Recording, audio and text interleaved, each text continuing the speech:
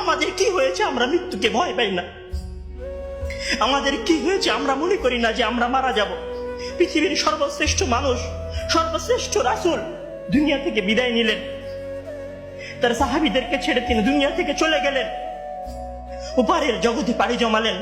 আমাদের কি হয়েছে যে আমরা বিশ্বাস করতে চাই না, আমরা প্রস্তুতি গ্রহণ করি না মৃত্যুর জন্য? আমি আপনি কি মনে করি যে আমরা চিরদিন বেঁচে থাকব?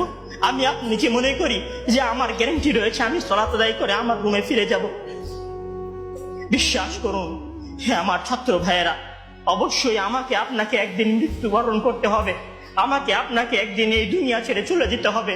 সুতরাং মৃত্যুর জন্য প্রস্তুতি গ্রহণ করুন, সুতরাং মৃত্যুর জন্য প্রস্তুতি গ্রহণ করুন। সেই দিন আসার পূর্বে, যেই দিন মৃত্যু আপনার দরবারে উপস্থিত হবে এবং মহান আল্লাহ তাআলাকে আপনি বলবেন, হে আল্লাহ, আমাকে স্বল্প একটু সময় দিন, আমাকে স্বল্প একটু সময় দিন, আমি ফিরে যাই এবং কিছু নেক আমল করে আসি। কাল্লা ইন্নাহা কালিমাতুন হুয়া কাইলুহা। তখন মহান আল্লাহ তাআলা বলবেন, কোনো সুযোগ নেই, এটা তো তার মুখের কথা মাত্র, সে ফিরে গেলে আবারও আমল করবে না, সে ফিরে গেলে আবারও আমল করবে না। সম্মানিত ভাইরা, সেই দিন আসার পূর্বেই প্রস্তুতি গ্রহণ করুন, সেই দিন আসার পূর্বেই প্রস্তুতি গ্রহণ করুন। জেনে রাখুন, সেই দিন উপস্থিত হয়ে গেলে আর কোনো আমল করার সুযোগ থাকবে না। সেই দিন উপস্থিত হয়ে গেলে কবরের নাজাত পাওয়ার জন্য আর কোনো কিছু করার সুযোগ থাকবে না।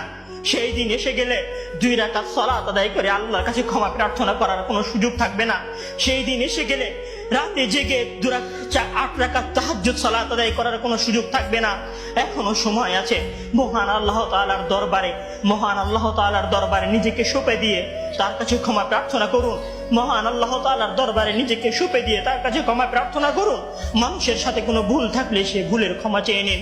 মহান আল্লাহ তাআলার সীমা লঙ্ঘন করে থাকলে মহান আল্লাহ তাআলার কাছে ক্ষমা চেয়ে নিন। সেই দিন আসার পূর্বেই যদি সেই দিন এসে যায়, সেদিন আর কোনো লাভ হবে না, সেদিন বেঁচে থাকার আর কোনো সুযোগ হবে না, 1 সেকেন্ড সময় আপনাকে বেশি দেওয়া হবে না।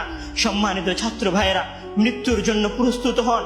মহান আল্লাহ তাআলা আমাদের সবাইকে মৃত্যুর জন্য প্রস্তুতি গ্রহণ করার তৌফিক দান করুন। আমিন।